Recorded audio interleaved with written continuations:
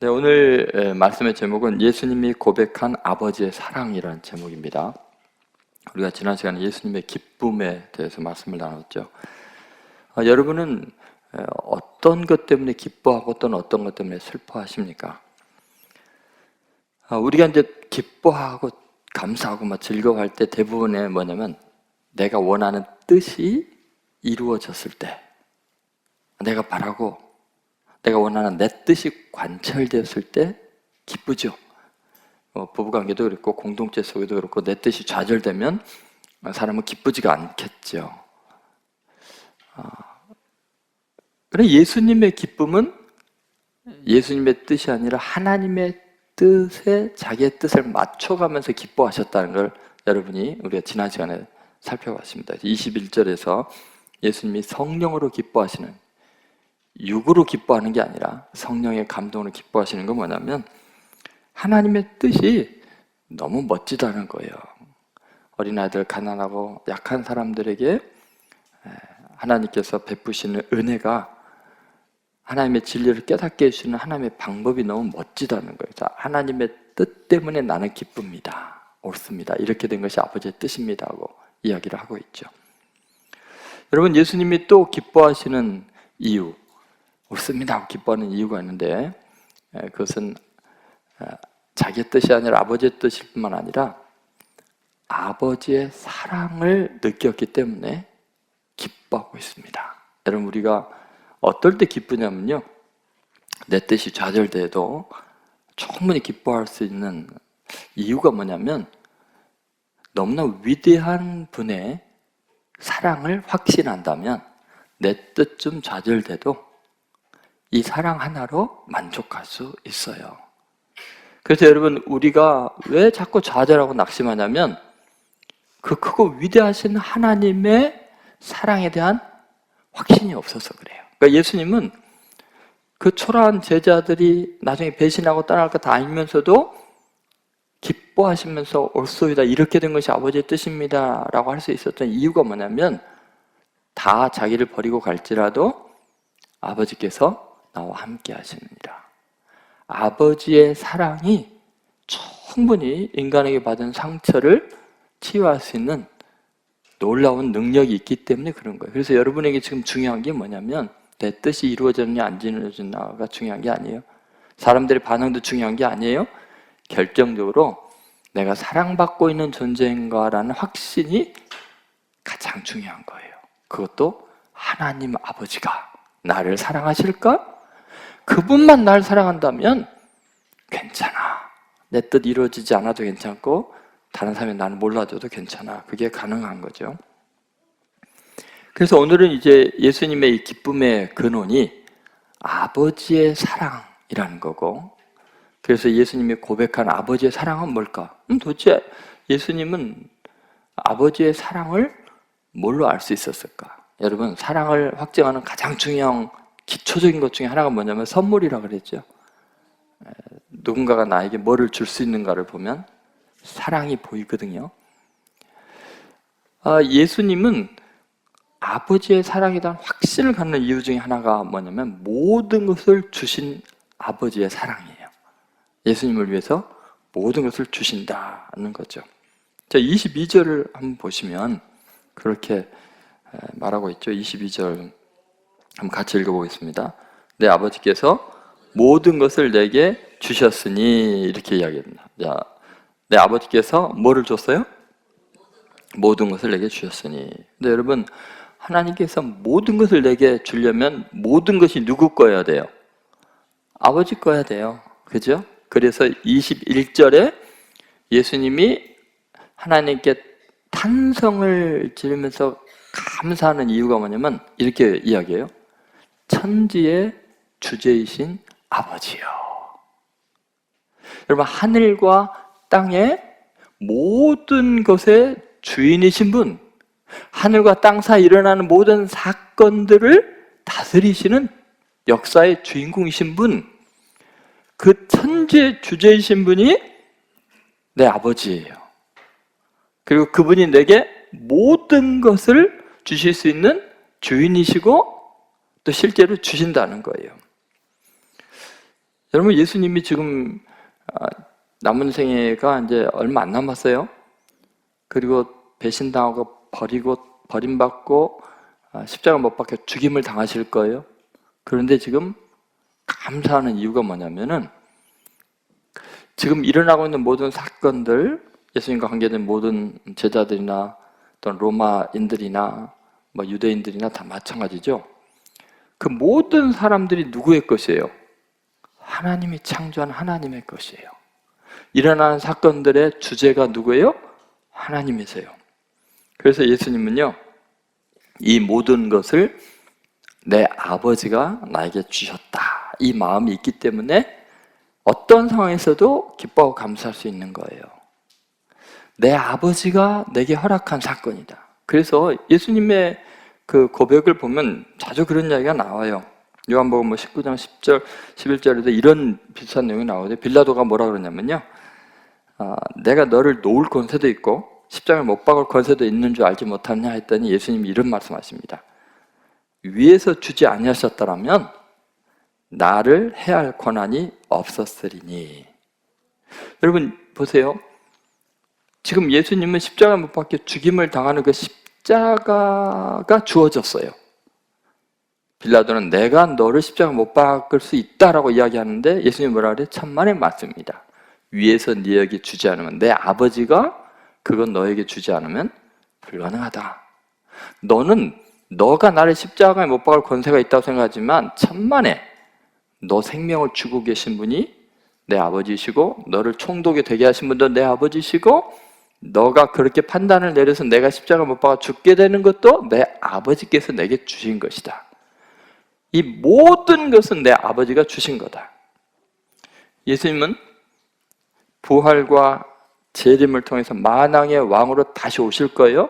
그것도 내 아버지가 주신 거예요. 천지의 주제이신 아버지. 여러분을 사랑하시는 아버지가 여러분 하늘과 땅 사이에 있는 모든 것의 주인이시고 모든 사건에 책임을 지시고 다스리시는 만왕의 왕이신 걸 여러분 믿습니까? 만약에 존재하는 모든 것의 주인이고 일어나는 사건들의 결정권자가 내 아버지라면 지금 내게 일어나는 일이 빛이냐 어둠이냐, 기쁘냐 슬프냐 이런 걸 떠나서 거기는 하나님의, 나를 사랑하시는 아버지의 뜻이 있는 거예요. 그러니까 기뻐할 수 있어요. 그래서 어떤 상황에서도 예수님이 21절에 있는 것처럼 올소이다 이렇게 된 것이 아버지의 뜻입니다. 천재 주제니까요. 여러분, 천재 주제이신 분이 내 아버지라고 여러분 믿습니까? 여러분의 아버지인 걸 믿습니까? 여러분, 이게 얼마나 놀라운 걸로 연결되나 한번 생각해보세요. 왜 예수님이 이렇게 좋아하시는지. 십자가를 앞에 두고도 여러분, 아버지의 모든 것은 누구의 것이래요? 자녀의 것이래요. 결국은 그렇게 돼 있어요. 여러분, 우리가 자녀이면 또한 상속자인 거예요. 그래서 중요한 게 뭐냐면 예수님이 하나님을 자기 아버지라고 고백할 때 이 모든 것을 내게 주셨다라고 하는 그 똑같은 구조가 우리에게도 그대로 해당되는 거예요. 왜냐하면 예수님께서 우리에게 기도문을 가르쳐 줄 때 마태복음 6장에도 나오고 또 누가복음 11장 우리가 지난번에 봤죠. 그렇죠? 하늘에 계신 우리 아버지여, 이렇게 하나님을 누구라고 부르라고요? 우리에게 기도로 가르칠 때 하나님 아버지라고 부르래요. 여러분, 우리가 거듭날 때 예수님은 믿음으로 고백한 사람들을 당신 자신과 똑같은 하나님의 자녀의 반열로 옮겨 놓으신 거예요. 우리를 형제라고 부르는 걸 부끄러워하지 않는다고 성경은 이야기하고 있죠. 로마서 8장 29절에도 하나님께서 그 아들의 형상을 본받게 하려고 우리를 부르셨다라고 이야기해요. 그리고 그 이유는 뭐냐면 많은 형제 중에서 예수님이 맏아들이 되게 하려고. 여러분, 우리가 하나님의 자녀가 된 것, 예수님과 똑같은 그런 상속자가 된다는 것을 의미합니다. 이 사실을 잊어서는 안 돼요. 예수님과 함께 천지의 주제이신 하나님을 아버지로 부르는 자들이 우리예요. 이건 뭐 우리가 뭐 점수를 좋게 받아서 또는 노력을 해서 얻어낸 게 아니고 예수님께서 친히 그렇게 말씀을 하시고 이루어 주신 놀라운 일이에요. 그래서 로마서 8장 14절부터서 16절에 계속해서 반복해서 그 중요한 우리가 하나님의 자녀가 돼서 하나님을 아버지로 부를 자격이 있다는 것을 계속 이야기합니다.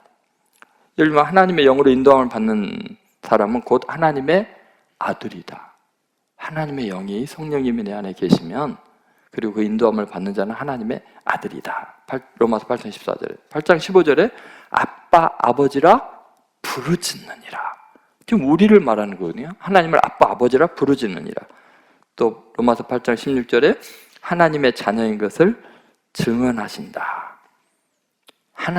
우리가 하나님의 자녀인 것을 친히 성령님과 우리의 영이 증거한다. 그러니까 여러분, 우리는 하나님의 자녀라는 것이 성경에 곳곳이 나와요. 예수님이 직접 말씀을 하시기도 했고 사도 바울이 성령을 통해서 입증해 주기도 했어요. 근데 중요한 게 뭐냐? 자녀이면 뭐예요? 상속자라는 거예요. 후사라는 거예요. 상속을 받을 자라는 거예요. 그러니까 예수님께서 이 모든 것을 내게 주셨으니 아버지께서 내 아버지가 모든 것을 주셨으니 할 때 그 예수님이 고백했던 동일한 고백을 우리도 할 수 있는 거예요. 왜냐하면 우리가 하나님의 자녀가 되었기 때문에 그래요. 지금 우리가 철이 없고 그 모든 권세와 또 그 모든 것을 소유한들 악용하게 되거나 빼앗기게 되거나 우리에게 교만한 마음이 되기 때문에 감당할 수 있을 만큼만 조금씩 줘요. 우리에게. 성숙하지 않는 개인에게 엄청난 능력이나 큰 재물이 들어가면 재앙이 되고 본인도 망가지고 주위 있는 사람도 망가지죠. 훌륭하게 어느 정도 수준이 오르지 않는 공동체나 민족에게 특별한 은사와 재능이나 뭐 엄청난 무기나 이런 게 주어지면 그것 때문에 세계가 재앙이 되는 거예요. 그러니까 하나님의 자녀인 게 분명하지만 우리는 너무 어리고 아직 철이 안 들었기 때문에 성장하기를 기다리고 계시는 거죠. 그러나 자녀이면 반드시 후사예요. 하나님의 것을 물려받을 존재라는 거죠. 그것에는 조금도 의심의 여지가 없습니다. 그래서 로마서 8장 17절, 18절에 아까 16절까지 우리가 자녀라고 바울이 말하고서 이 이야기를 하기 위한 거예요. 왜 자녀가 중요하냐면 물려받을 게 있기 때문에. 한번 같이 읽겠습니다. 자녀이면 또한 후사, 곧 하나님의 후사요 그리스도와 함께한 후사니 우리가 그와 함께 영광을 받기 위하여 고난도 함께 받아야 될 것이니라. 생각건대 현재의 고난은 장차 우리에게 나타날 영광과 좋게 비교할 수 없도다. 여기 보면 자녀이면 후사다. 우리가 하나님의 자녀이면 상속받을 자들이다라는 거예요. 하나님의 것을 물려받을 사람들이고 그리스도와 함께한 후사다. 아까 예수님이 내 아버지께서 이 모든 것을 내게 주셨다 그랬잖아요. 그 예수님과 똑같이 함께 우리도 뭐예요? 그리스도와 함께한 후사니 우리가 그와 함께 예수님과 함께 영광을 받기 위하여 고난도 함께 받아야 될 것이니라. 현재의 고난은 장차 우리에게 나타날 영광과 좋게 비교할 수 없다. 여러분 우리는요 하나님께서 주실 때 모든 걸 주신다는 걸 기억하니 모든 것 속에는 고난도 있고 영광도 있는 거예요. 그런데 고난과 영광은 비교가 안 돼요. 지금 현재 우리가 겪고 있는 아픔은 미래에 비교가 안 될 만한 엄청난 영광을 위해서 일어나고 있는 일들이고 주어진 일들이에요. 여러분 믿습니까? 근데 이건 뭐 저 이야기가 아니고 성경에 있는 이야기니까 여러분 믿어도 돼요. 그래서 예수님은 옳소이다 이렇게 이야기를 하고 있죠.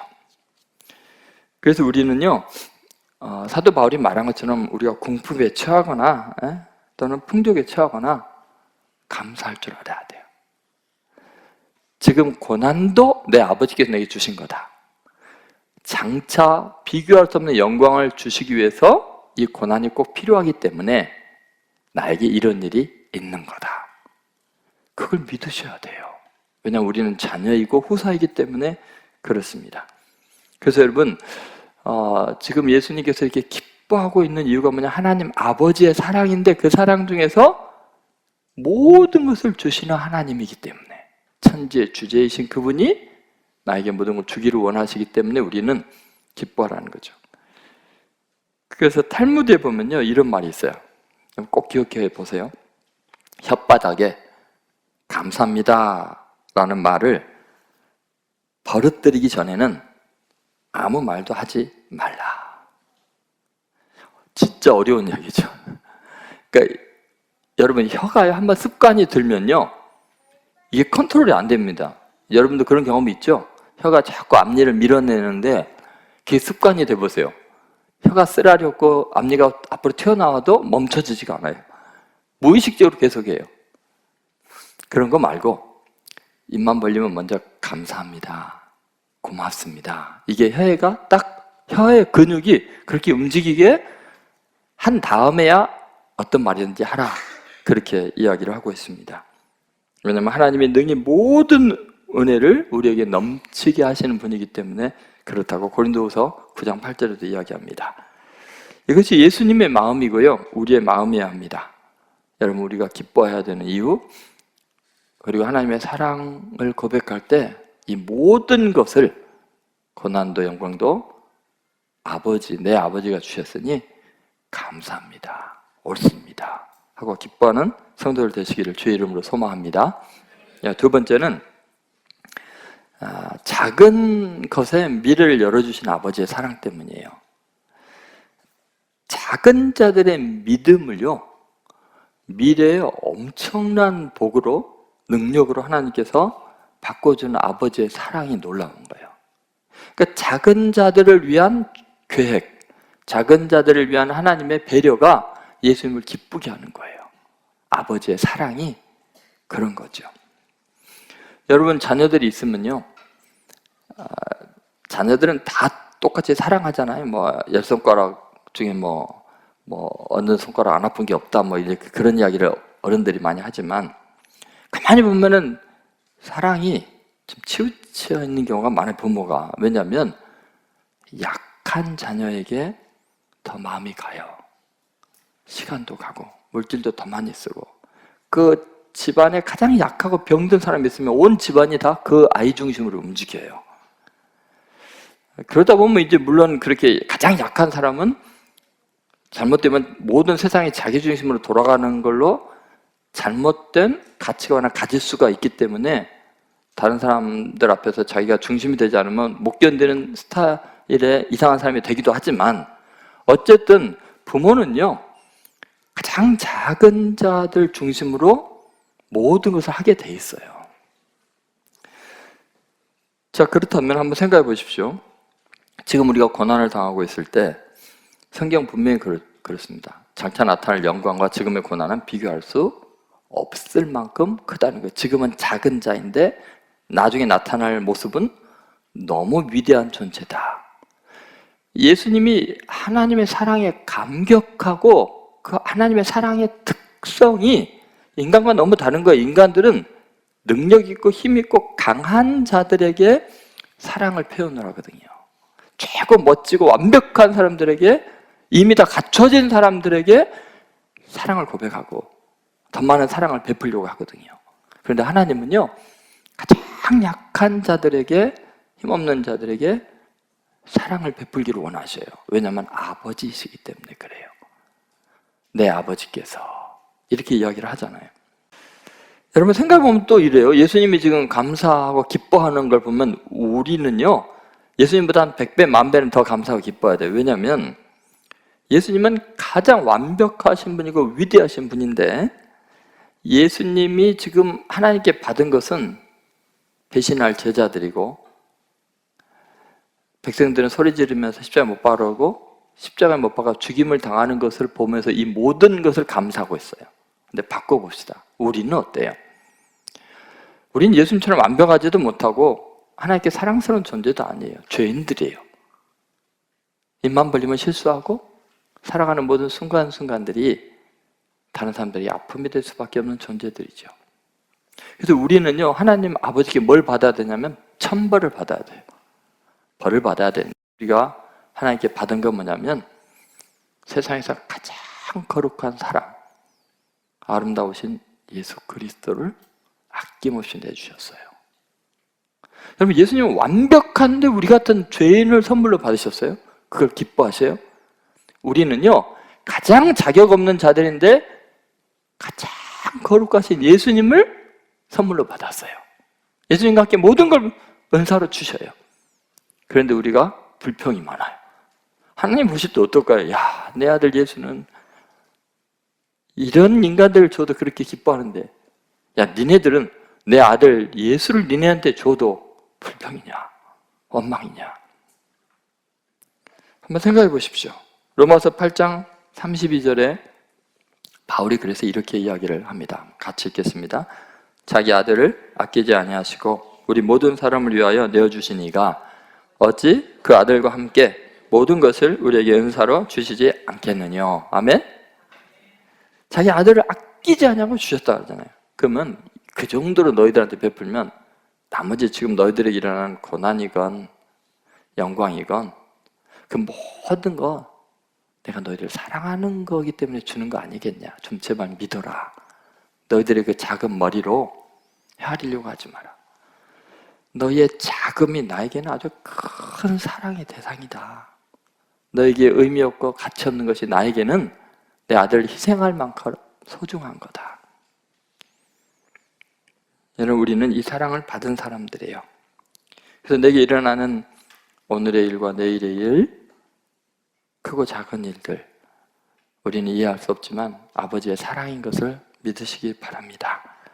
한 이야기를 하고 말씀 마치겠습니다. 청교도들이 메이플라워를 타고 도착했을 때 풍토병으로 죽고 또 배에서 죽고 해서 절반 이상이 죽어나갔어요. 살아있는 사람들은 먹을 게 없어서 굶주림 때문에 병이 들고 다 쓰러져 가고 있어요. 그래서 그들이 뭘 했냐면요, 전능하신 하나님 앞에 우리가 금식 기도를 전국적으로 선포하자. 다 금식 기도를 하는 거예요. 그런데 재앙과 고난이 계속 닥치는 거예요. 너무너무 힘들고 있을 때 한 노인이, 농부가 이런 제안을 했어요. 지금까지 우리는 금식하면서 하나님께 도와달라고 간절히 구했는데 이제 한번 달리 생각해 봅시다. 비록 농사가 흉년이 들고 형제자매들이 병으로 쓰러지지만 이 가운데도 우리가 감사할 것이 있지 않겠습니까? 식량은 풍족하지 않지만 여기는 우리가 유럽보다도 더 많은 신앙의 자유를 누리고 있지 않습니까? 이곳에 우리는 정치적인 억압을 안 받고 정치적인 자유를 누리고 있지 않습니까? 이곳에서는 드넓은 대지가 펼쳐져서 무한한 미래의 가능성들이 열려 있지 않습니까? 더 이상 우리 좀 도와달라고 살려달라고 금식하지 말고 감사 기도를 합시다. 이미 주신 거에 대한 감사를 합시다. 그래서 생겨난 게 추수감사절이에요. 이 모든 것을 우리에게 주신 분은 하나님이시기 때문에 우리는 하나님 앞에 옳소이다. 이렇게 된 것이 아버지의 뜻입니다. 고백하며 감사가 넘치는 성도들 되시기를 주의 이름으로 축원드립니다.